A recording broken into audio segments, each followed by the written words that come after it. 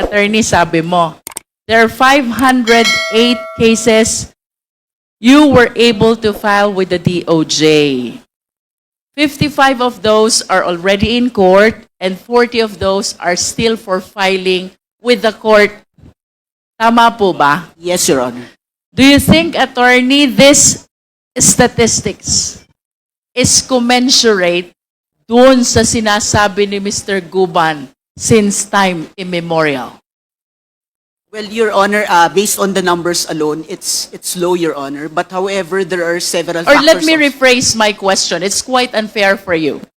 Yung 5 years mo na nasa BOC ka, chief ka ng prosecution division, he's saying widespread, lahat, since time immemorial, bago pa yata tayo naging abogado, yan ang sistema sa BOC.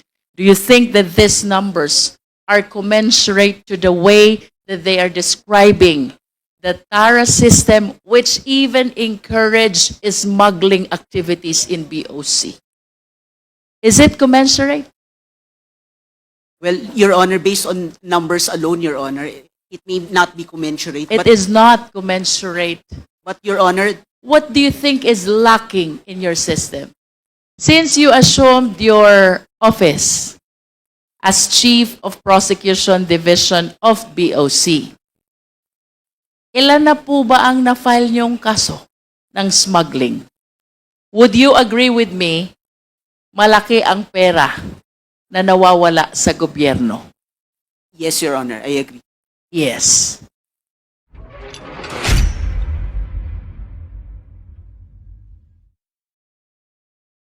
Question for Mark Taguba. Bakit enrolled ka na sa Davao,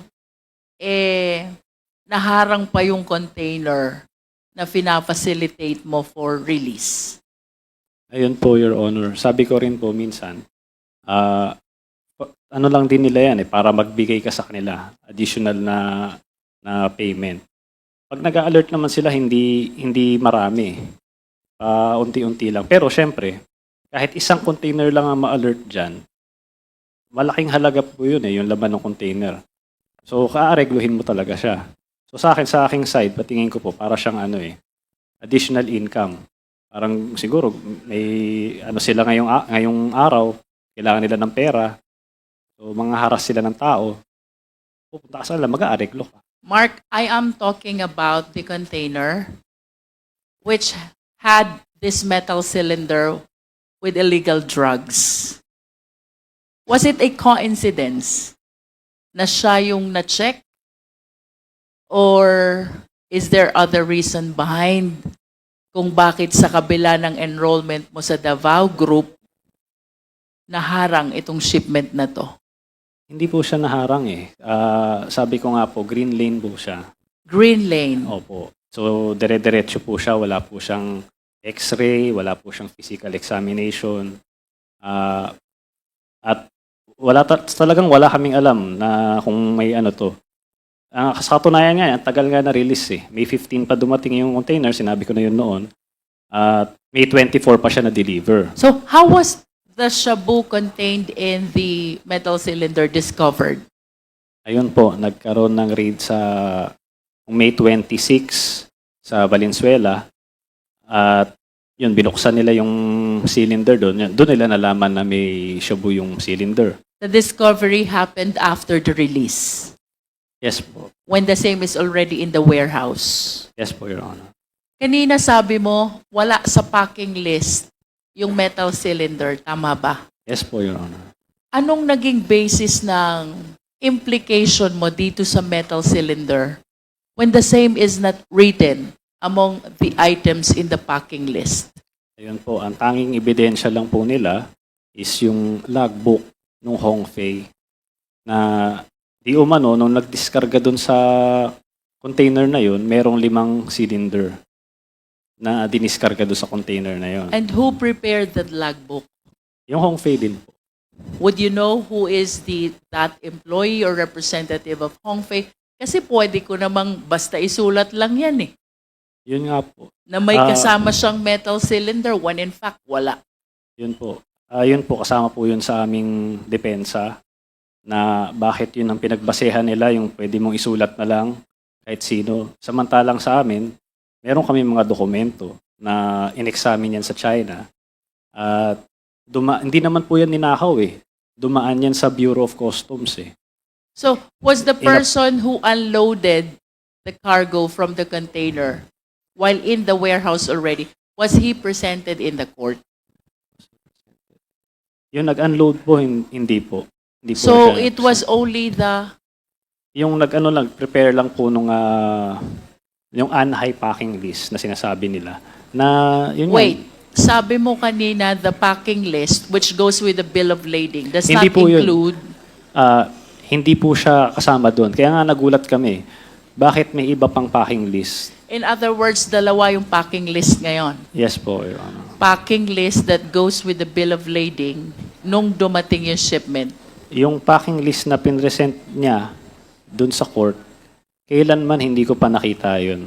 At hindi rin yun dumaan sa Bureau of Customs. Kaya ikino-contest namin yun eh. Saan ang galing yung packing list na yun? Were you not able to keep your own copy of this customs documents, importation documents, para sana na-prove mo that the packing list that they are offering to the court is different from the real and actual packing list? Yun nga po, Your Honor, hindi kami pinakinggan dyan. But were you able to keep for yourself Opo, copy of the importation documents? Opo, pinresent po namin yan. Yun bang documents mo, do they bear the stamp of Yes. the BOC that they were processed already? Yes po, Your Honor. Mismong BOC. Tapos yung packing list nila, mayroon ding tatak ng BOC. Wala po. Ano nga lang po siya eh, gawa-gawa lang eh. So, yun nga, kahit sino pwedeng gawin yun. So, bakit yun yung sinuportahan ng korte, no? At Mr. Chair, we are talking about here about two packing lists. One with the stamp of the Bureau of Customs and the other without the stamp of the Bureau of Customs. I just want to manifest how come if the one with the stamp was likewise presented in court, present nyo ba? yes po.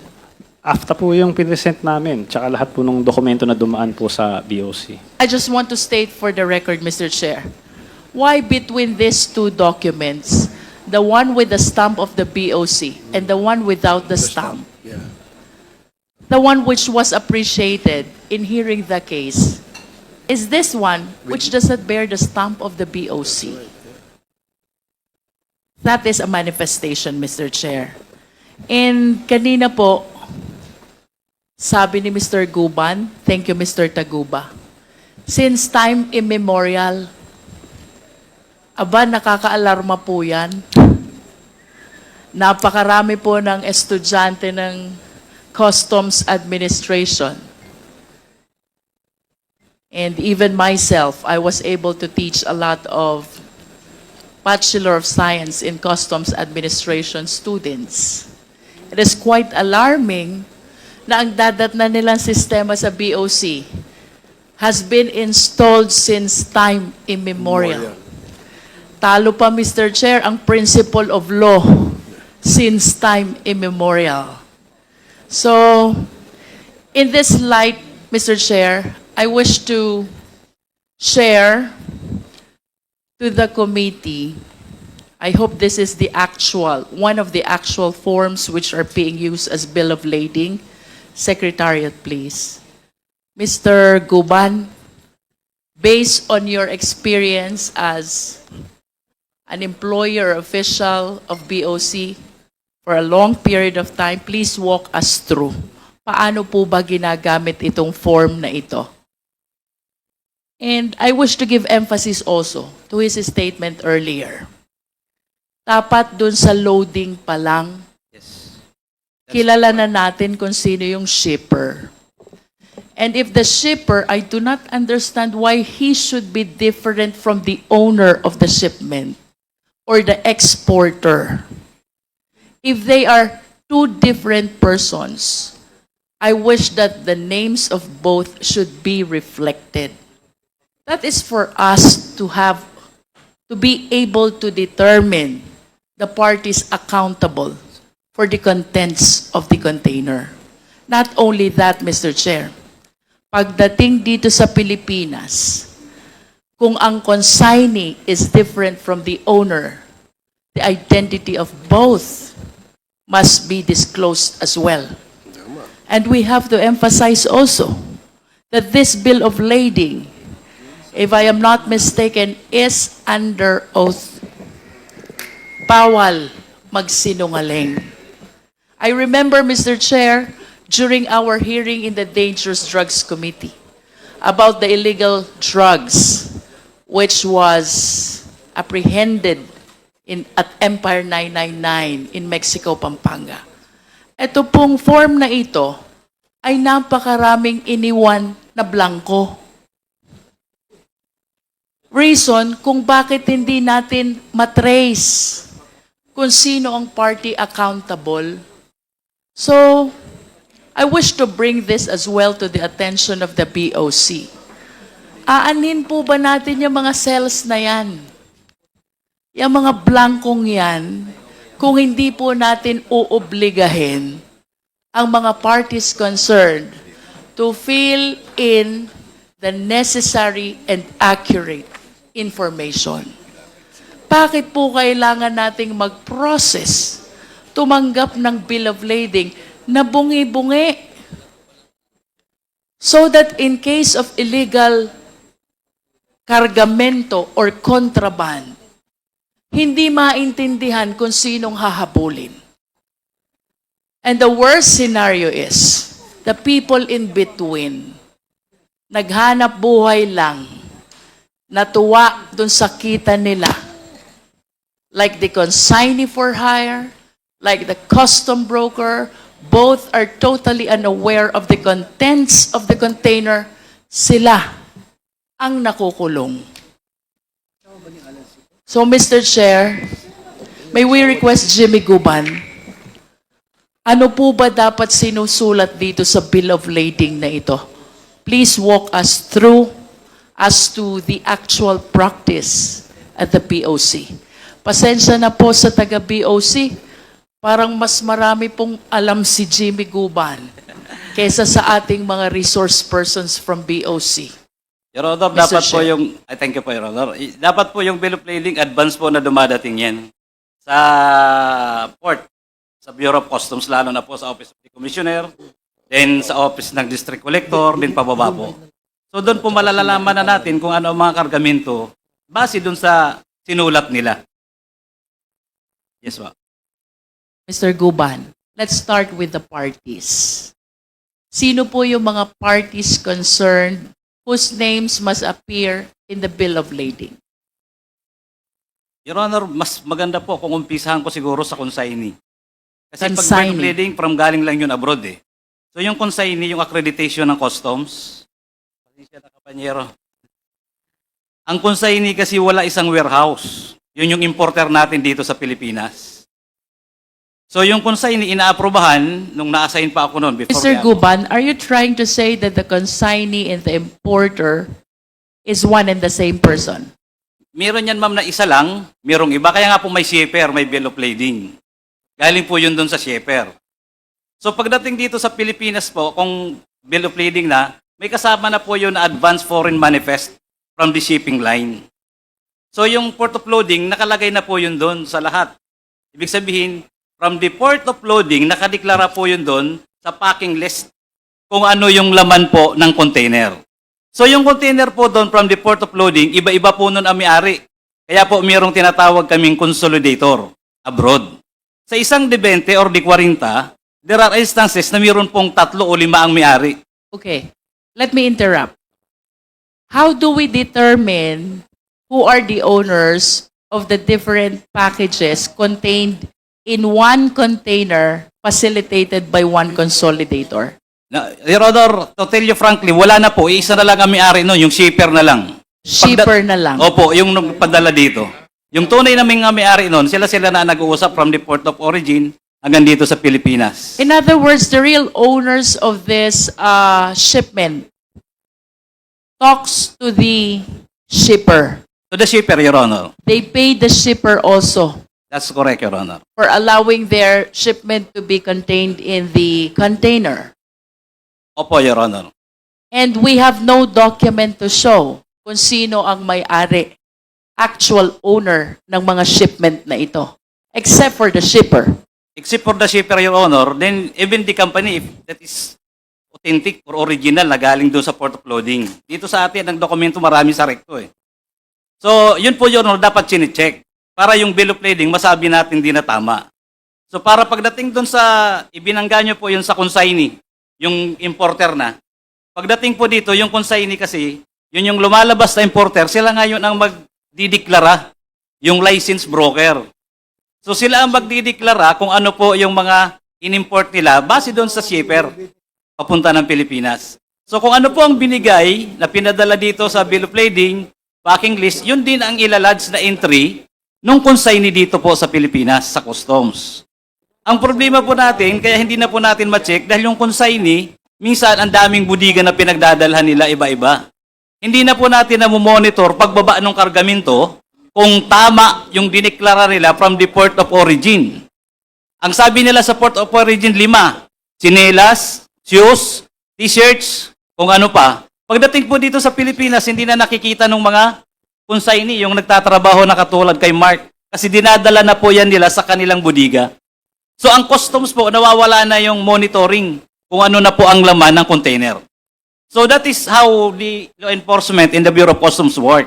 Is it correct to say, Mr. Guban, na ang ginagawa ng consignee at importer dito sa Pilipinas, they simply rely on the packing list that was prepared by the shipper? Yes, Your Honor. And if you are the shipper, will you include among the packing list those which are illegal? No, Your Honor. Definitely not. Not Your Honor. In other words, dapat may actual inspection, From the port of origin, Your Honor. That's correct. both from the port of origin and at the port of unloading. Yes, Your Honor. Apo. Tama po ba? Yes, Your Honor. Please continue, Mr. Guban. So, pagdating po dito ng consignee, iba-ibang may-ari, yung container minsan sa kalsada lang po yan. Pag walang warehouse na designated yung consignee, minsan sa kalsada lang binababaan na nila yung kargamento. Hiwa-hiwalay. Ilalagay na sa mga close van. Pag may illegal, close van ka agad yan, takbo na sa kanila para pambinta. So, we cannot, Your Honor, prevent the cargos, legal man or illegal, kung paano talaga natin maitatama, pati sa duties and taxes. Pati na rin po sa BIR, pagdating sa BIR. Dahil pagdating sa deklarasyon na nila, iba na. So, Because there is really no actual inspection. Your Honor, hindi naman po, kahit na wala na pong actual inspection sa x-ray makikita, kundi pagdating po dun sa labas. Kasi pagdating na po sa labas na wala na sa customs area, customs zone, nasa kanila na po for delivery na, where the customs importation will finish. So doon na po yung sa kanila na. Yung mga nandoon pala ay mamahaling laptop, mamahaling mga taxable goods. Hindi na po namin yun nakikita, hindi na po nakikita ng customs yun, kasi nandoon na yun, sarado na ang budiga nila. So lalo na po pag ito nandun sa mga industrial estate. So rami po ang palusot na nangyayari from the port of origin, port of loading, hanggang doon po sa delivery po dito sa atin sa Pilipinas. Attorney, I have few questions.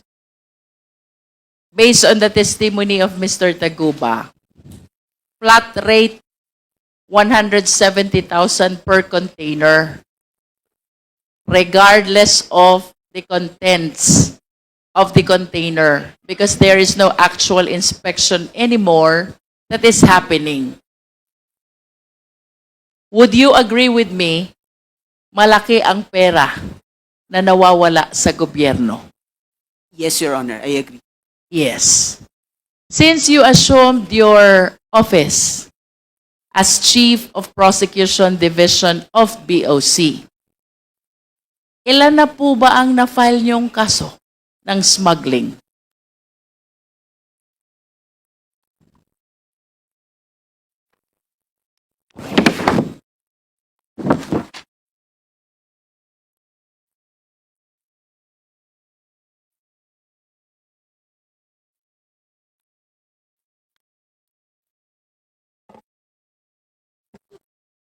Your Honor, based on our data, there are 508 cases from 2018 to 2024, Your Honor, Where do you file those cases? before the Department of Justice, Your Honor. DOJ. Yes, Your Honor. Ilan naman po ang nakaabot sa court?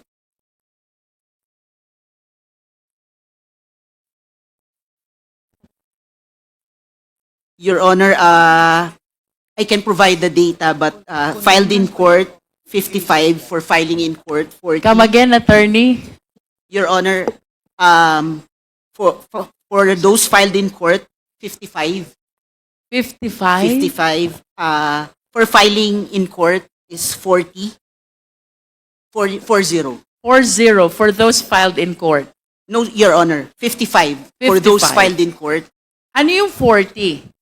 40 for filing, Your Honor. It's For filing for pa lang. filing, yes, Your Honor. Okay. So, ganito ha, attorney, sabi mo, there are 508 cases you were able to file with the DOJ. 55 of those are already in court and 40 of those are still for filing with the court. Tama po ba? Yes, Your Honor. Do you think, attorney, this statistics is commensurate doon sa sinasabi ni Mr. Guban since time immemorial? Well, Your Honor, based on the numbers alone, it's low, Your Honor. But however, there are several Or factors. let me rephrase my question. It's quite unfair for you. Yung 5 years mo na nasa BOC ka, chief ka ng prosecution division, he's saying widespread, lahat, since time immemorial, bago pa yata tayo naging abogado, yan ang sistema sa BOC. Do you think that these numbers are commensurate to the way that they are describing the TARA system, which even encouraged smuggling activities in BOC? Is it commensurate? Well, Your Honor, based on numbers alone, Your Honor, it may not be commensurate. It is not commensurate. But Your Honor, What do you think is lacking in your system? Attorney, I hope you realize napakabigat ng burden na nakaatang sa'yo. yes, Your Honor, I do realize that, Your Honor. Yes. Your Honor, there are several factors, Your Honor. All right, please enlighten us. Your Honor, one is there's a 2024 rules on preliminary investigations and inquest proceedings, Your Honor, which changed the the quantum of evidence, Your Honor. Why? Is it not probable cause pa rin ang Your pinag-uusapan Honor. natin? No, Your Honor. What? Prima facie evidence, Your Prima Honor. facie evidence. Yes, Your Honor. And then? And then another factor, Your Honor, are availability of original or certified documents, Your Honor. So if we don't have the original or certified copies, Your Honor, the DOJ might not have a resolution recommending the filing of an information against this importers. You mean to say you are losing these cases at the level of the Department of Justice? Some, Your Honor, some are in the court level, Your Honor. Ito bang 508 minus 40 minus 55, buhay pa ba to? Still pending with the DOJ or dismissed already? Your Honor, these are, some of them are dismissed, Your Honor. How many have been dismissed already out of 508? Based on my data, Your Honor, 10, Your Honor. 10 dismissed in court, Your Honor. Dismissed in dismissal. court. Court Dismissed by dismissal. DOJ. How No, many? Your Honor. Dismissed by DOJ, 16, Your Honor. 16. Your Honor. So, ang talo mo lang is 26. Your Honor, there's also for automatic review, Your Honor. May pag-asa ka pa sa 472. Yes, Tama ba? Some of them are for automatic review, Your Honor. For automatic review by the DOJ as Yes, well. Your Honor. How many are you in your office?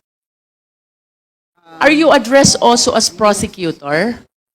Your Honor, it is the Department of Justice state prosecutors who are the Yeah, but your office says prosecution division. How do we have to address you? Your Honor, we are also government prosecutors, Your Honor. We are the one who Government prosecute prosecutors. seizure cases. But you Your are under BOC, right? Yes, Your Honor. Baka dapat ang prosecutor galing DOJ. What do you think? Your Honor, with due respect, Your Honor, the BOC lawyers are trained with the Customs Modernization and Tariff Act, Your Honor, and other related laws, rules, and regulations, Your Yes, but based on your own admission, this statistics is low compared to the widespread TARA system that the two resource persons are describing. Well, Your Honor, we are also in close coordination with the Department of Justice in order to improve our system, Your Honor. Let me go back to my question. How many are you in your office? How many government prosecutors are you in your office? Your Honor, 15, around 15, Your Honor. Around 15. Do you closely coordinate with the BOC police? Yes, Your Honor. They provide us with data, Your Honor. Whenever they have a seizure, Your Honor, we are. How many are those people at the BOC police, the law enforcement? I have known. You have no idea. Okay. Mr. Chair, I wish to request for a summary of the 508 cases. Just a summary. And then a verification of whether this 508 consignees belong to Green Lane, Yellow Lane, or Red Lane.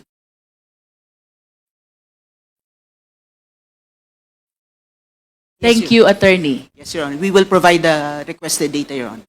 Mr. Taguba, one last. Si Kenneth Dong, is he associated to Davao Group? Wala po akong personal knowledge. Parang nakikita ko lang may picture sila eh. Hindi ko po alam. Do you believe that what happened at the warehouse, the raid that happened at the warehouse, where this metal cylinder was discovered containing shabu, do you believe that this is just part of the regular operation of the law enforcement, and it is just a coincidence that you are one among those enrolled with Davao Group? Nagkataon lang ba ito? Sa akin po, kasi wala naman po akong personal knowledge. Sabi ko nagkataon lang. Nagkataon lang. Opo. Dahil wala naman po akong alam eh. Bukod dyan sa, wala po akong alam sa mga ganyang bagay.